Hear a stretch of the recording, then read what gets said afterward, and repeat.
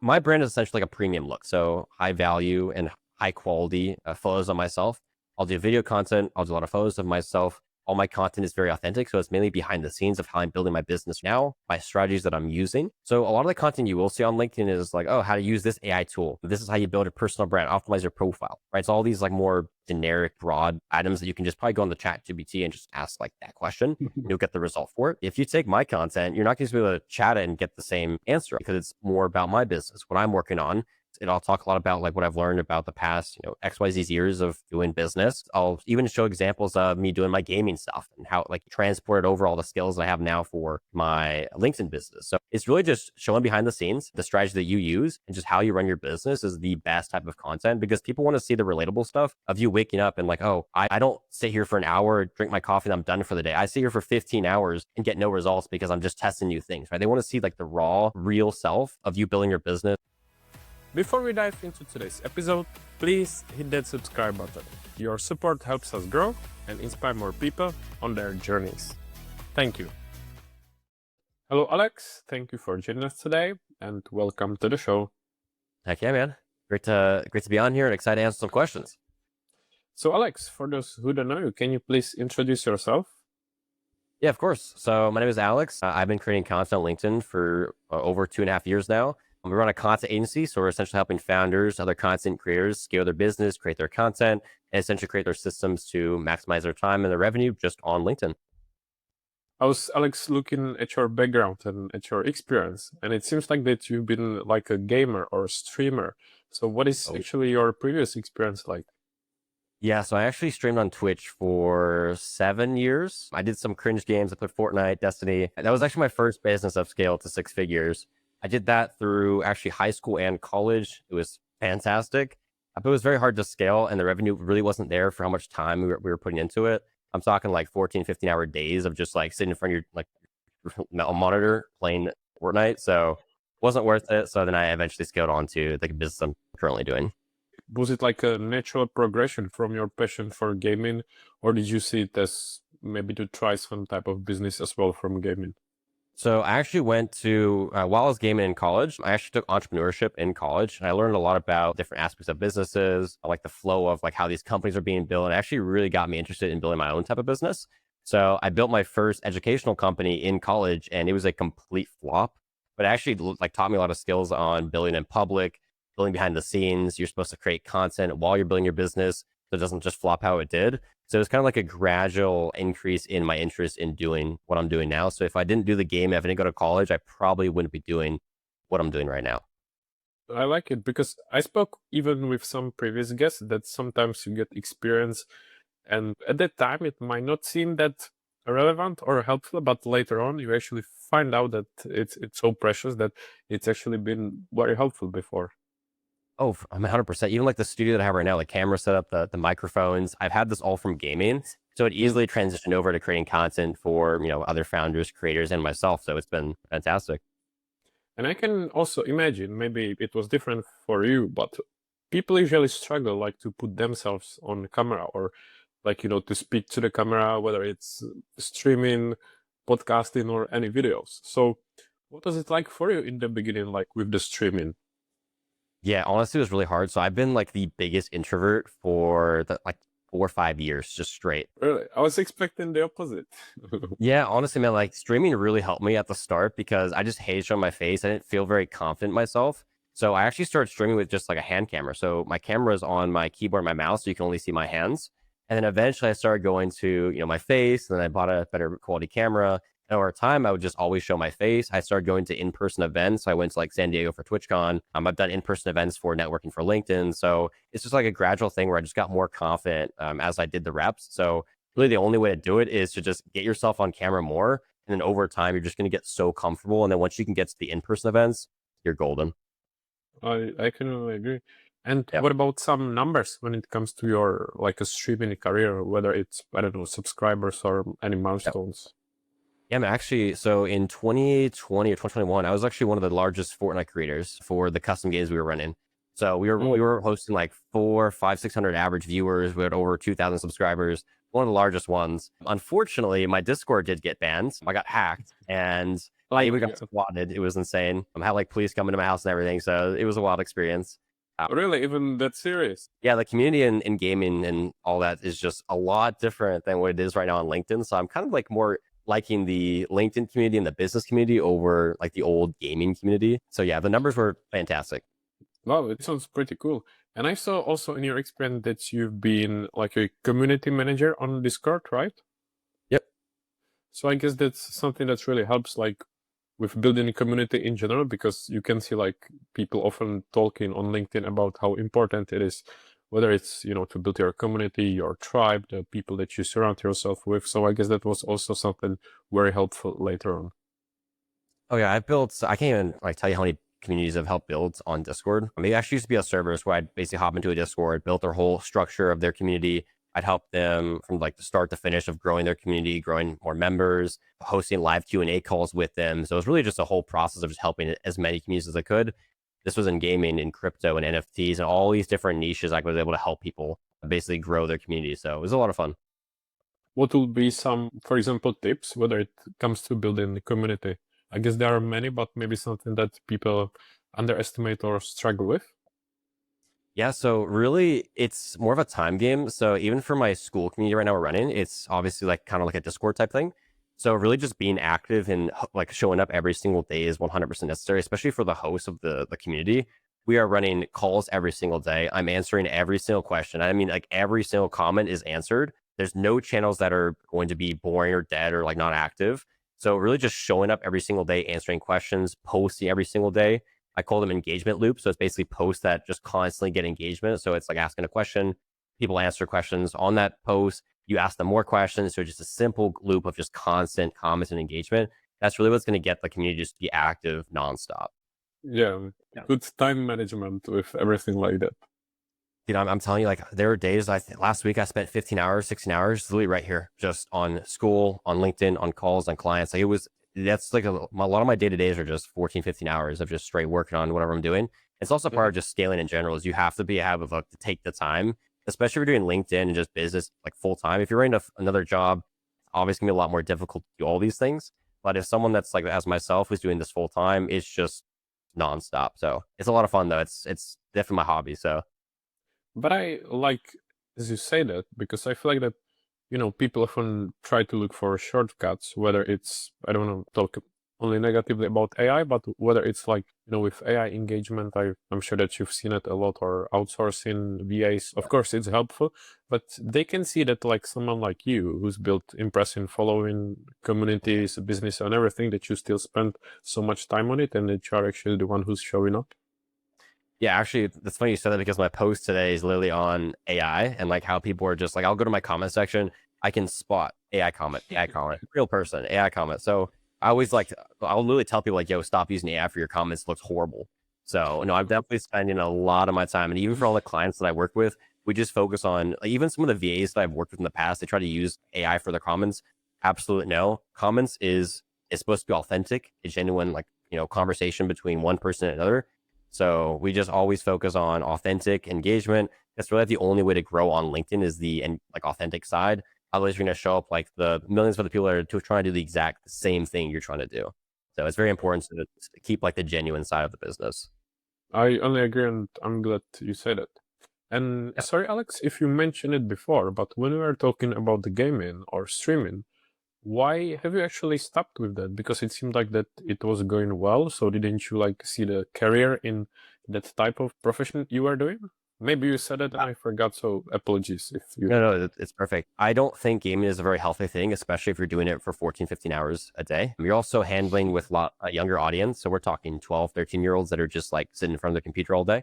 So the toxic community, if you finish like a 15-hour, stream of playing video games and you're mentally just feel so bad. Your head is pounding. It's hot in your room. It's just like it's kind of like a disgusting feeling after you're doing all this gaming for so long. So yeah, it was really nice, but just it's a toll on everything. The community, how you feel after it. You don't really see a feature either because it's like, oh, do I want to play video games all my life? Or do I want to network with awesome people that are also building a cool business and learn new things, right? So it's kind of like there was a cap at where I could do. Now you could obviously start creating YouTube content and like kind of scale to be a different kind of creator, but I didn't really see myself in that community anymore. So that's why I pushed over to the business side, which I was very interested in. and I love it now. So I think it's worth it.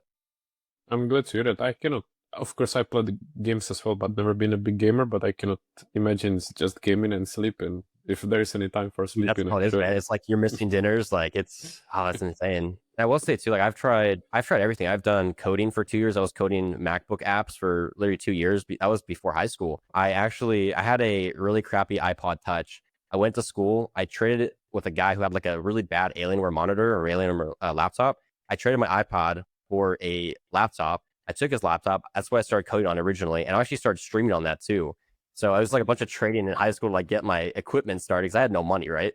And then I did coding. I've done NFTs. I've done crypto. I've done gaming. I've done like everything you can think of, drop shipping, everything until I found like the one niche that I really like, which is what I'm doing right now. I think it's I worth like think definitely testing out different things. exactly. That's what I was about to say. That I think that's a great point.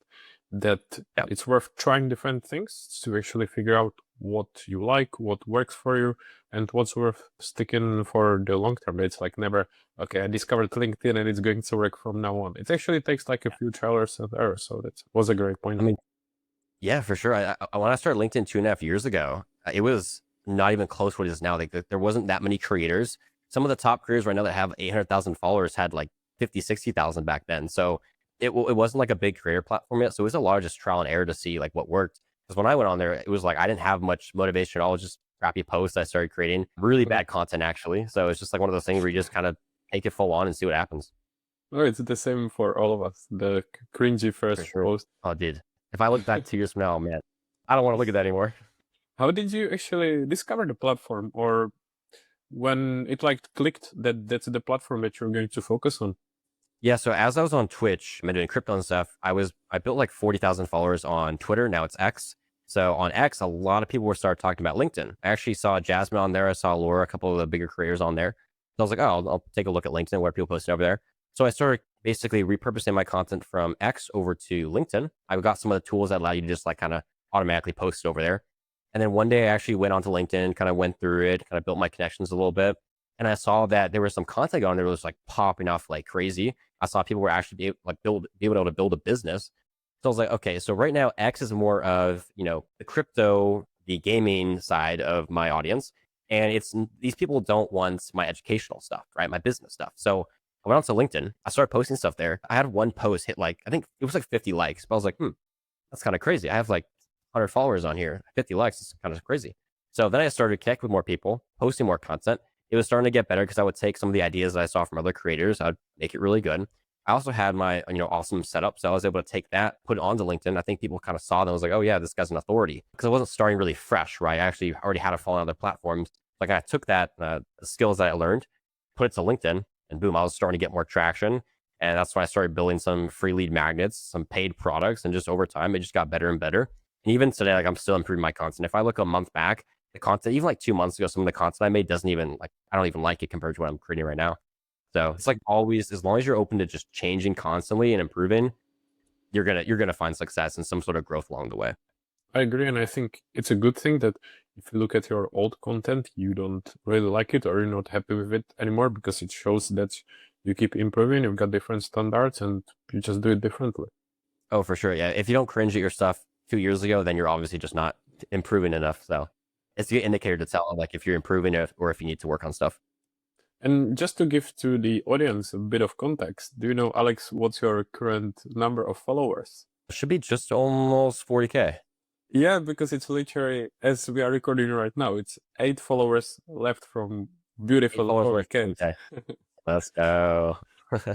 Yeah, we hit 30K. When you hit it, Alex, have you got any, I don't know, celebration, or are we going to celebrate it in any way? Honestly, I'll drop it in the school. There's like a win category, so we just always drop wins. So a couple weeks ago, I had a post that did really well. We got some new clients from it, so I'll like post that in there. So yeah, I'll definitely post it in the wins category. I'm probably like in my generic posts, some like really good like non BS advice. Oh yeah, I hit 4,000. This is like my non BS advice here, and yeah, that's typically just what I do. Also, my birthday is in 2 days, so I'll probably do a post on that as well. Maybe people wait, don't follow Alex so that he hits that in 2 days. So it's perfect. Exactly. Make that. That'll be my perfect birthday gift. Yeah, and Alex, I'm sure that you get these DMs, because all of us do. Like, such as, what is your advice or any tips, or I don't know, how to go viral? Because people are usually looking for these, I don't know, secrets or whatever. So if you get like a DM like this, or someone asks you, what's your usual advice, or what would you tell these people? I mean, I've been on LinkedIn for over 2 years and I've never had a post go insanely viral. I think some of my best content was like when I'm at telling people that I'm hiring, for example, or some of like I've hit 30,000, 20,000 followers. The content that we focus on is for results. So we're trying to build our business to get cash flow.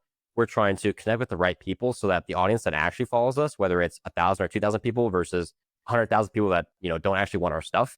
It's a very specific audience that actually wants what we have to sell, what we have to offer, and you're kind of building like a tight knit community. So really the easy way to do this is number one is creating content that's like very consistent. So for example, I'm posting every single day. If you don't have the time to do every single day, you post 3 times, 4 times a week. And that we just have that organic content out so you can nurture your audience. It's just valuable stuff, non-AI stuff that's like it actually makes sense. It's targeting the right audience. And then like the biggest thing you have to do with your content is going to be to send out, let's say 100 connections every single week. I do that every single week still to this day. I also send out around 50 to 100 comments on other creators in my niche. So for example, I will comment on creators that target a very similar audience. So let's say they're talking about LinkedIn growth, LinkedIn content, building their business on LinkedIn. I'll find those creators. I'll make a list of 50 to 100 people and I comment every single morning, boom, boom, boom, on all these creators. And it's not like just like a, oh, great post kind of comment. It's like an actual comment regarding that creator. So I'll have like a Yeah, real like conversation. insightful.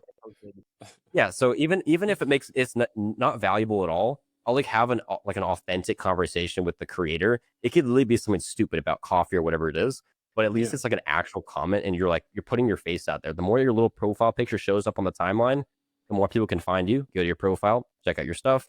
Boom, you've got new followers, and you probably got new engagement. Even if they're not going to buy your stuff, because 99% of the people that go to your profile are not going to buy your stuff. At least you have a new audience member who's going to go through your free stuff. They're going to follow you. They're going to comment on your post, like overall increase the engagement. So those are all very important. And then really the last thing is when you post on LinkedIn around it's like the first 90 minutes, that's like the most crucial part in time to get engagement. Otherwise your post doesn't get sent to second and third degree connections. It kind of stays in your first degree network. So it's really important to engage as much as possible, get as much comments, reposts, etc. when you first start and publish that post versus waiting 4 hours then trying to get some engagement on it. So that initial Mhm. engagement is very crucial. I like it. I agree. And I think it's especially great advice with the connections. I think that's something that the people underestimate or maybe don't realize. And definitely something that I haven't been doing before, such as you've got a limit of connection that you can send per week. Of course, you don't have to use all of those, but at the same time, take advantage of it because it's really helpful. Oh, yeah, 100%. I've been doing that for literally since I started LinkedIn, just sending out the connections. Really just the easiest way to meet new people. And I'm not saying send out connections where it's like, hey, I'm selling this, buy it. It's more like, hey, I love what you're doing here. Let's connect and maybe join a podcast at some point or something like that. So you're Mm. not connecting to just sell to people. You're connecting to actually build, maybe some friendships down the line, maybe do some collab posts, have people actually engage with your stuff. But it's good to have a community growing with you at the same time. Have a really good support group as you're trying to build your own personal brand and business on the platform. Exactly. Just grow your network. And as you, Alex, started on LinkedIn, have you already had an idea of the business that you want to start or what you want to focus on? Or when did you basically come up with, the idea of what you're going to focus on with your business? Yeah, so I mean, ever since I started on social media in general, I've always been about creating content, right? Creating content has been my biggest thing. And honestly, content is the way to grow. That's like how to make money and how to grow, just generally. So on all the platforms I've been on, it's been the number one thing for me is just create content to grow, make money, sell stuff. So when I got to LinkedIn, I was like, well, I could do that too here. People aren't really creating content yet. So it's like, oh, I'll create my awesome content that I create on all my other platforms and I'll show people how to do it. So essentially that's kind of how I started. I dropped my first ever paid product was in August of 2023. Yeah, 2023 of August. It did numbers because I literally was building that for 6 months. It's the first ever product I built. That one did absolute numbers because I also was a very early creator on the platform. But yeah, it's kind of what I've been doing on my other platforms. I kind of just took all the information I had, the skills I had, and just brought it to LinkedIn. I mean, that makes sense. And as you say that, what was for example, the competition like before? Because of course it was early, but I assume there were some people already compared to Yeah. now, because I feel like that now you got every other person is focusing on personal branding or some design. So it's quite competitive. So what was it like before compared to now? Yeah, honestly, it's not just LinkedIn; it's every social media platform in general. But specifically on LinkedIn, it's everyone is trying to do it now. You'll have people that shouldn't be doing it are trying to do it, right? Because they're literally working all their side jobs. They've got their like side hustles, and they're trying to build it on LinkedIn. So everyone's just trying to do it right now. The way I see it though is competition, in my opinion, is still the same as was before. Because if you're creating your own personal brand, your genuine content, you're creating good content, and you know what you're selling, who you're selling to, the competition isn't really there because you have the valuable stuff. It's so good where people are going to find you no matter what. So you're kind of just building like, I don't look at other people as competition. I just look at them as like friends and inspiration to do better in my business. So I've honestly never looked at other people as competition, especially when building your content and you're trying to build your empire, right? I don't think it's good to have competition because I'd rather have all these people as my friends, right? And I can kind of build alongside them. We can give each other inspiration, tips, and maybe some of our strategies we're using right now. So it's definitely a lot more people building on the platform now. So you can't just have half-assed content. But if you're creating good stuff and your own authentic stuff, you're going to actually show up and get results on the platform. That is a good point. I was about to ask you, maybe you kind of answer it now, but what would be like your USP or your competitive advantage over the others? Yeah, honestly, for me, it's going to be my brand is essentially like a premium look. So I try to build a premium look for my brand. So high value and high quality photos of myself. I'll do video content. I'll do a lot of photos of myself. All my content is very authentic. So it's mainly behind the scenes of how I'm building my business right now, my strategies that I'm using. So a lot of the content you will see on LinkedIn is like, oh, how to use this AI tool. This is how you build a personal brand, optimize your profile, right? So all these like more generic, broad items that you can just probably go on the chat GPT and just ask like that question. You'll get the result for it. Yeah, that anyone can do, right? Exactly. If you take my content, you're not going to be able to chat it and get the same answer, obviously, because it's more about my business, what I'm working on. And I'll talk a lot about like what I've learned about the past, XYZ years of doing business. I'll even show examples of me doing my gaming stuff and how like transported over all the skills I have now for my LinkedIn business. So it's really just showing behind the scenes, showing the strategy that you use and just how you run your business is the best type of content because people want to see the relatable stuff of you waking up and like, oh, I don't sit here for an hour, drink my coffee, and I'm done for the day. I sit here for 15 hours and get no results because I'm just testing new things, right? They want to see like the raw, like real self of you building your business, trying to scale to, let's say, 7 figures. That's actually one of the new video series I started was scaling from 6 to 7 figures. And I'm just showing the process like, oh, it's not easy. It sucks. Mhm. Like there's a lot of times where I'm just completely tired and I don't want to wake up. Like it's the weekend. I don't want to work, but I work on weekends anyways. So it's just really like showing the authentic and real self is the USP and like the honestly the way that I grow. I like it, yeah. And as I've been doing some research or having a look at your online presence before, whether it's, of course, LinkedIn, YouTube, Instagram, X, I really like your content. I guess I'm a bit biased with the video as well because I like the video, but the truth is Yeah. that the video content that you share, whether it's like the reels on Instagram or videos on YouTube, I really like it. And yeah, I encourage people to have a look because it's more relatable. I think it's also interesting because not that many people do it, so it's actually something that makes you stand out. And I think also Sure. great point that you said, it shows a bit more, like more of the effort. It's not like, as you said, ChatGPT, but it's like, working behind the scenes, making Yeah. more effort with the video content and all the stuff. So it's great stuff. Yeah. I think it's also important if you are doing LinkedIn not to try to focus on every platform at the start.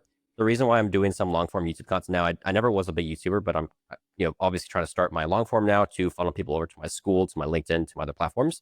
So I think it's really good to focus on LinkedIn first, grow a pretty good following, really master the content, build that strategy, get that scheduling down where you don't have to spend as much time on creating content anymore on LinkedIn. And you can start going to YouTube, create long form content. You can easily promote that on LinkedIn and then you can promote your links on your YouTube, kind of vice versa, kind of funnel it into your free lead magnets, your paid offers. You kind of start with LinkedIn, then get over to YouTube, and you can even create YouTube shorts. And then those shorts can literally be produced on TikTok, Instagram, Facebook, Mhm. Reddit, whatever you want to do. You can publish all that content onto every single platform. So you kind of like start on LinkedIn, master it, and then slowly veer off to other platforms. You can then monetize your audience that way. So that's been kind of what's working really well for me. I actually did LinkedIn for 2 years before even starting YouTube at all. So I just wanted to master one platform before I went to the next one. It's the great power of repurposing, isn't it? You do one longer video, then you can cut for other platforms and you've got the content like for the whole month or for how long. Yeah, it sounds like it's really easy. The only problem is some platforms, like even YouTube Shorts, Instagram, and TikTok, all the short platforms, they're very different. There's a very different audience on every single platform. TikTok, the retention rate, people just they're scrolling so fast, not even watching the hook. So you have to like really like hunker down that hook on that video. Instagram, it's more aesthetic, it's a little more premium, so you got to focus on like a little bit different vibe for your videos. YouTube Shorts, I don't even know yet, so we're just kind of posting on there. But there's a very different audience for your platform, so you kind of like have to take your long form content and then you can't just repurpose the same that you can. That's kind of what I'm doing right now, but I'm kind of testing out different videos in each platform just to see what works since the audiences are just so different, right? And even on LinkedIn, the video UI right now for the scrolling is pretty bad. So we've been testing horizontal videos and they've been working a lot better. Same with the horizontal photos. They're working phenomenally. So we've actually went from doing vertical videos that you could scroll on LinkedIn to now horizontal. It's working great. So I'll probably test it out for 4 or 5 months and see how it goes.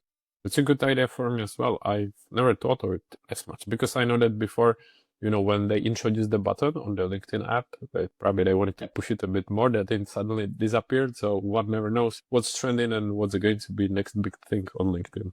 Oh, for sure. We're like, even since I run a content agency, we're obviously testing different content styles, videos. We're testing carousel. We're always testing to see what's working right now. And we saw creators were getting like a drop in like 70, 80% impressions on the vertical videos just because people aren't scrolling the videos, right? They're just looking at their feed, probably like looking at the same creators every day that they follow. So those horizontal, you can obviously like, it looks better too. You can create a lot more in a frame on a horizontal video. It's a little more of a YouTube style. So it's been working really well. So I think it's worth trying if you're trying to do any sort of video or content on LinkedIn for sure. I think so too. And after all, the best way to find out is always to try it by yourself. Test it, yeah. What about Alex Threads from Meta? Have you got experience? And if so, what's your experience like? No, man, I tested out for maybe 3 weeks when it first came out. I do not like it at all. It's like I'll scroll through it. It's so bad. I know one of the scheduling tools I have, it actually takes well, I used to. It would take my X posts and throw them onto threads automatically for me. But it's just one of those platforms where I don't feel like I want to spend time on it because I already got Instagram and my Instagram stuff automatically goes to Facebook. So it'll post automatically to threads, but I'm not going to go onto the app. I don't even have the app on my phone, but I'm not going to go on the app and like comment on stuff. I've never really tested it, but for all the creators I've talked to that are a creator on Facebook and Instagram, not really worth getting into. And yeah, you can post on it, but we haven't seen any results on it. So we've kind of scrapped that app. Mm-hmm. I was just curious because I think I got maybe a bit like interested or wanted to check it out when it came out, but since then I feel like I've never really heard anyone talking about it or even kind of mentioning it. So I wanted to know your experience. They rushed the launch and they just spent so much money on it, but it was so unoptimized. And something because they were trying to fight with X, right? This is a time where they were competing with X to see which platform was getting better. Obviously, X did a way better job, but they rushed it so fast to compete with X, and none of the actual features they had were optimized yet. There were so many bugs. It was laggy. The app would crash when you're on it. So I think that actually took away a lot of the instant viewers and the people that download the app because their first impression was so bad. They probably haven't even tried it again yet since it's gotten better. So it kind of ruined the launch on that one. And the next one, Alex, I was about to ask you about school, which you mentioned before. But now, after we discussed your experience with Discord, it makes much more sense that basically when you started school, you are already the master. But can you tell us more about your community on school and maybe why you chose the platform as well? Yeah. So first, why I chose it. I've tried Discord. I've tried Kajabi. I've tried Circle. I've tried Slack. I've tried all the communities. Now, for gaming, yes, Discord is phenomenal. People are young, they know how to use it. I launched an educational company in college on Discord, flopped. I tried it again. I tried launching my Discord community for my LinkedIn. It's just too complex. It's too confusing. There's too many buttons. There's too many channels. There's too many things going on. So it's just not the right fit for a LinkedIn audience. We're trying to build our business. We're just trying to hop on calls and just talk about, what we're trying to do. So it didn't work. Now, Kajabi, a little bit too complex, had too many features and too expensive for what you get. So then on school, it's perfect. So the modules are very easy and you can build a freemium model. So essentially people can join in for free. And then from there, inside the course, inside the school, you can upsell your paid modules so they can pay monthly. You essentially have a free tier, let's say a $20 tier and then an $80 tier. So you can upsell within the community.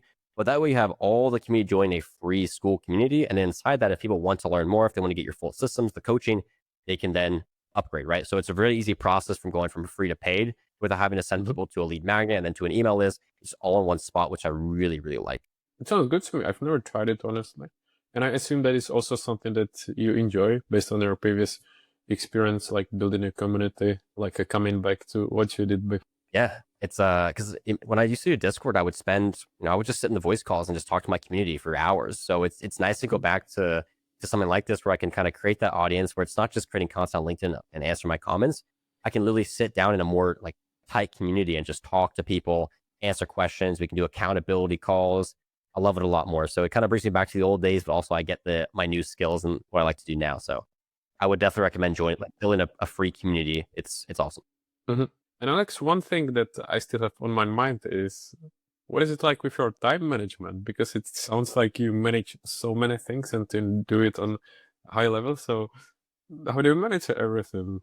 Honestly, I don't even know how I manage it sometimes. It's a lot though. So I typically start my mornings at 6 a.m. And then from there, I've got like very specific systems. So I'll do like some certain client work every single day from about 6 to 8 a.m. And then from there, I typically start my own content. We do content work for tons of different clients. We do outreach, we do content design. So there's a lot of client work that goes throughout the day. My sales calls are limited to 5 to 6 a month max. Calls is something I don't really believe in, especially because I can probably just send a DM or an email about it. So unless a client, like a new client, is an onboard and they really want to start with me, but they want to like get, more of the personal touch, I'll do a sales call with them. But my sales calls are very quick. They're to the point. They're not salesy. I'm just basically showing, okay, we're going to do this for you.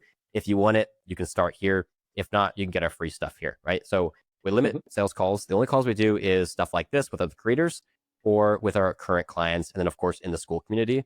So in terms of the actual management of the time, I just have this bad boy right here. It's a notebook. It's got all my to-do lists, tasks. It's got my schedule, priorities, and then to-dos.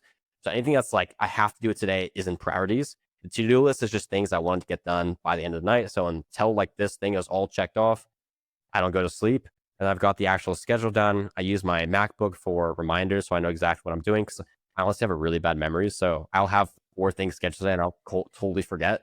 So I've got my phone reminders, I got my Mac reminders, but this thing is like the only way I'm like actually able to stay within my time management is the manual writing down. Because if I put stuff in my calendar, I probably will forget. If I write it down in a book, I won't forget. It's like actually in my brain. So it's really the only way to actually get things done. And also travel a lot. It's like I've got tons of flights every single month. I think I've flown probably over 250 times the last 2 years. So a lot of my work gets done on flights. You said you flew 250 times. Did I hear correctly? Yep. Oh, wow. Yep. All around the US. Yeah, I was just about to say that it's something that we should discuss before the recording. So I was about to ask you more. And oh my God, I wasn't expecting such a high number. It's what I call enjoying life while working. Because people often talk about this digital nomad life that you can work from anywhere. So I think you're like a perfect example, traveling so much, smashing it with your work, even the personal brand. So really well done. Yeah, I will say too, a lot of people think that they need like this crazy budget to travel. I mean, I've traveled to 50 countries in the last 2 years. I've flown over 200 times. And I'll stay at hostels. I will not go to restaurants. I'll eat like street food. So it's kind of a perfect example because I like to show people that you don't need to stay at 5-star hotels. You don't need to get sponsorships to stay at hotels for free. You don't have to go to these crazy hotels or whatever it is. You just need like a place to sleep and a place to work. That's essentially how I work, right? So I'll stay at hostels. I'll go to cafes. I'm comfortable, so it works for me. So you don't really, and it also, I was a huge introvert like for years. Traveling was the only reason why I'm not an introvert anymore is because I would have to talk to people. I would solo travel in countries like, I've been to Oman, I've been to Saudi Arabia, I've been to over Asia, I've been to these countries that most, of the Western world doesn't actually go to. So I've experienced everything. I've experienced some of the craziest stuff, like near death experiences even. So it's gotten me out of my comfort zone. I have to talk to people. I don't know languages. So it's honestly like, if I didn't travel, I would not have my business how it is today. That's 100%. Would you mind sharing any of your interesting experiences, just as you said that? Yeah, I mean, we've been close to Taliban before, which is a little scary as a US person. I actually almost fell off a scooter in Bali. That was pretty scary because I've never ridden like a scooter before, like one of the mopeds. So, and then Indonesia is a crazy place for driving. So that was another crazy experience. Food, I went to India, almost died. I was bedridden for 4 days. Worst experience ever. And like, that's a different breed. If you think like you've had bad food, man, this was the most insane experience of my life. So I was throwing up for days, almost died. Crazy. I just wanted to go home after that. I actually went to Singapore after that. I had more trips going, but I just wanted to go home, back to the US, back to my bed. So we've had so many experiences with cool people though. I think the coolest part of traveling is just like meeting the locals of places, and you just like really get to talk about just how they're living. You kind of see, you go back home and you're like, damn, gotta have it nice. Like, this is crazy. So you get humbled. You learn a lot. You become more of an extrovert. You like to talk to people. So even like my calls, my clients and stuff, like it makes it more like it's just a better interaction. Like I know how to talk to people. I'm not much of an introvert anymore. I actually like to speak to people. So it's been a great adventure. Mm. And as you said that, does it mean that you're someone who maybe underestimates safety or doesn't pay as much attention, or was it like a literary coincidences or something outside of your control? No, so everything that's been out of my control, honestly. I mean, somewhat. I'm someone who likes to take moderate risks, so I will take risks that will get me out of my comfort zone, but risks that won't obviously get me in huge harm's way. Same for my business. I'll take a lot of risk, and even for like investing, I'll do risk where I want to make some sort of good ROI, but I also don't want to just destroy my future for what I'm doing. So it's the same for business, same for traveling, same for life. It's that moderate risk is really what's gotten me where I've gotten. But I'm usually the person that's the safe one, and the people I'm with are the ones that don't care at all. So I'm like, oh, okay, we can't do this, we can't do that, we shouldn't do this, or we should go there, right? So that's actually me. That's the safe one, which is kind of funny, but that's Mhm. kind of how it is. The moderate risk is the most I'll do. High risk, only sometimes, but usually just like right in between is perfect for me. Yeah, and I'm sure that this is a question that many people ask you and probably a tough one to answer. But what is the place that you maybe like the most and why? Or some of the places that you like the most? Yeah. I would say I've got two. The first one's Oman. The second one is Romania. Now, the reason why I say this is because one, I don't like tourists. I don't like going to like Western Europe. I mean, I've been to all these countries, by the way. I've been to every tourist spot you can imagine, right? Paris, Spain, all these places. But Oman, the reason why is you've got everything. You've got the culture, you've got no tourists, you've got mountains, you've got beaches, you've got oases, you've got just beautiful architecture, you've got agriculture, you've got beautiful roads you can drive through the mountains. I mean, it's just very open. You can kind of do whatever you want. Obviously there's laws in place, but it's just you kind of feel like a new person there. Still got all the US stuff. You got Domino's, you got McDonald's, you got all the good stuff. But you got it's you've got everything there without the tourists, and it's just different. A different culture. The food in the Middle East is the Mhm. best. And Romania was beautiful. It's some of the best nature that I've seen. The people were amazing. I actually went to an EDM concert there in like a little town, zero tourists. There was only Romanians. Beautiful. Also, always loved Romania. You can basically take a train from one side of the country to the other, and it's just sunflowers. It's a whole trip. It's like a 4-hour journey of just sunflowers. So it's a very cool country, awesome castles, and no tourists. Because okay, I will say there's tourists in the capital, but that's just like for partying. You go outside the capital, you're free.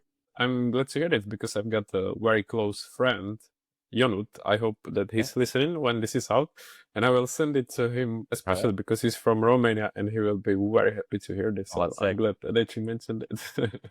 Yeah. Brasov, Craiova, and Bucharest. All three cities we went to. Beautiful. Oh my God, he's from Brasov. Wow. But dude, that was like one of my favorite cities I've been to in Romania. It was sick. Oh wow, Yeah, yeah. I loved it there. And sorry for the interruption. You were about to say something else. Oh, I was just saying, because I know some people think that like when you travel, you're just trying to go to like these luxury places, but I like to do a mix. So obviously, I'll travel around the U.S. I've been to almost all the states here. I do Europe, which is a little more, modernized, and we'll do Eastern Europe, which some of the cities are a little bit less modernized, but still very nice. We'll do Middle East. We'll go to some places that are just not modernized at all, so you get like kind of a different mix of culture there. Go to Asia, obviously, and the economy is just not even close where it is to, like the U.S. in some of these cities. So it's nice to see like a bit of the US, bit of Europe, bit of Asia. I've been to Africa too. I've hiked the highest mountain in North Africa, which is really cool. Yeah, I've done it all. Then the question is, what is left on your list? Ooh, Moldova. That's on my list. North Macedonia, probably the stands, Kazakhstan, Yeah. more of Africa at some point. Australia, I haven't hit. New Zealand, it would be beautiful. Haven't hit Alaska yet or Hawaii. And I don't know if you want to answer this question, but was there a place that you actually haven't enjoyed? If you don't want to, you don't have to answer this one. The only thing I will say is some countries in Asia, I won't say specifically in case anyone's from there, but I will say some places in Asia, when you travel for a long time, and I'm talking like 2, 3 months at a time, there's just some places where you're just not comfortable anymore. You're just like, oh, I want to go back to a nice place where I can get just a comfortable place to sleep, a comfortable place to like, not feel scared of the bugs or the heat or whatever. So I will say it's only been because I've been traveling for a long time. So I'm talking like 2 months in, I'm like, man, I'm done. But otherwise, no, I haven't really had any bad experiences. I'm just open to anything really. So, and same for like when I'm working, like if I'm building my business on LinkedIn, for example, or doing my YouTube videos, whatever it is, I can pretty much work anywhere where there's Wi-Fi. I just need Wi-Fi. I've been to some places where Wi-Fi is just so hard to find, which is typically on my ranking of I don't like those places, not because of the actual country, just because I can't work, right? So That's the only thing I'd really say is I don't like the city because I can't work, essentially. Hmm. Yeah, that makes sense. And Alex, when it comes to like a personal development, do you read any books? And if so, have you got any recommendations? That's funny. Actually, I haven't read a book since probably third grade. The Maze Runner. Yeah, I read the Bible every morning, but I don't read any I get any self help books or productivity or anything like that. Yeah, okay, okay. I mean, no worries. And what about movies? Have you got any favorite films? Oh man, horror. I used to watch all the horror movies you could think of. Now I just watch romance and comedy movies like rom Ah, coms, like the oh, crazy the stuff. progression. That's all I watch, man. But I will say I don't really have time to watch movies. So if I do, it's probably on a plane or in the airport when I'm just like exhausted. But at home, nah. We're on that grind, you know. We on that 15-hour days. Ain't no time for movies. No, I understand. And have you got like any, let's say, people or personas that are for you inspiration or that you follow, whether it's for their, I don't know, mindset or the business or the career, any of inspirations? Yeah, so actually the first course I bought on LinkedIn was from Matt Gray. So Matt Gray had his Founder OS course that he brought. It was like 150 bucks, I think. But that actually was the game changer for me. Like it actually changed my entire business because I got the tools that he used. I started writing how like his systems that he had. I literally built his entire framework from that one course. This was 2 years ago. That was like the best investment of $150 I have ever spent. People like always talk down about courses and how bad they are. But when you're first starting out, if you don't know what you're doing, these courses are an absolute game changer. Like that man, like actually changed how my business runs today and like the actual like what I've been doing.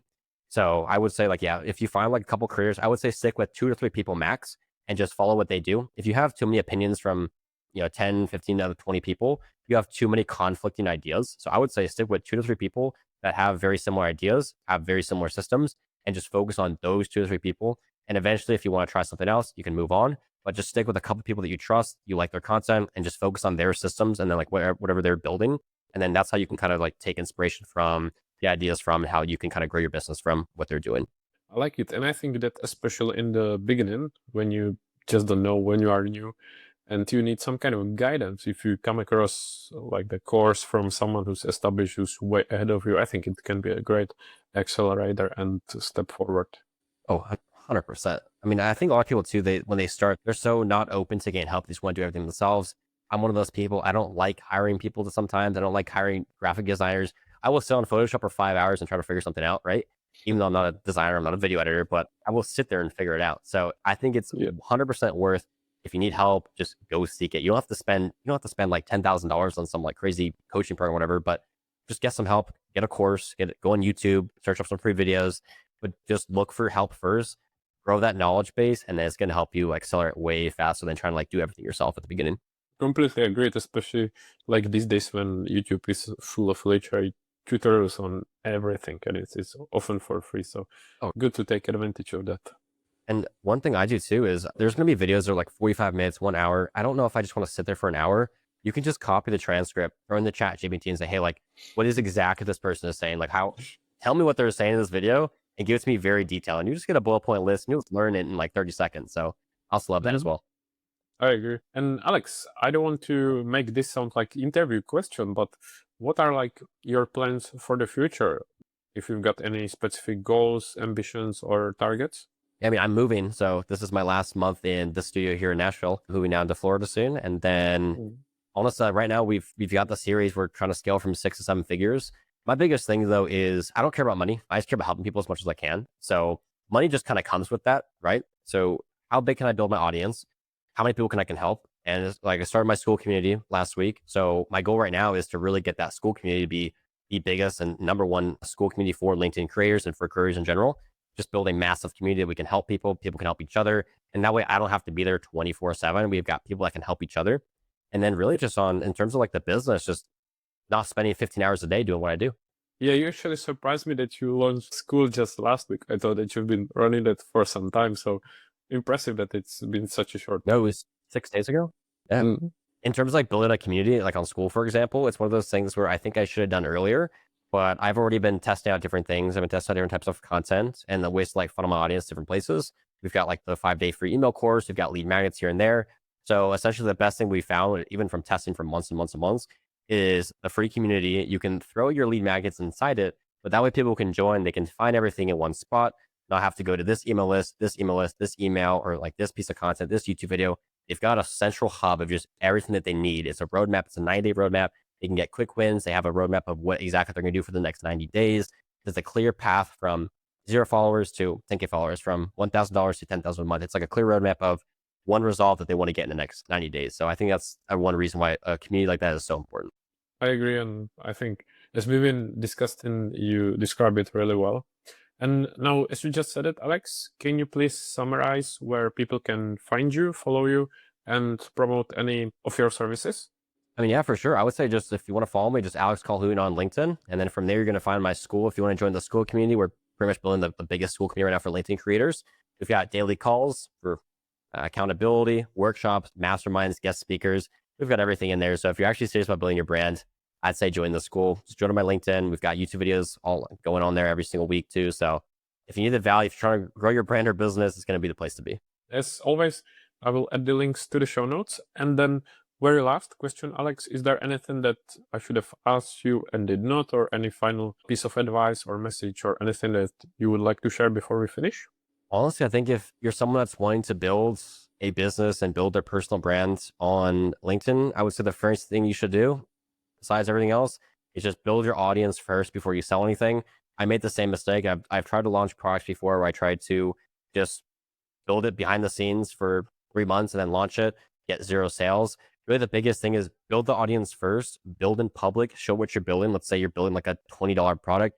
Show what you're building, show inside the, behind the scenes, what's inside the modules. Just build in public, show behind the scenes, launch it in 3 months, and you're going to sell a lot more versus if you just create your normal boring content, you're building a product behind the scenes, and then you just randomly launch a product in your email list saying, hey, we just launched a product today. It's not going to work. So my advice, build an audience first, sell after.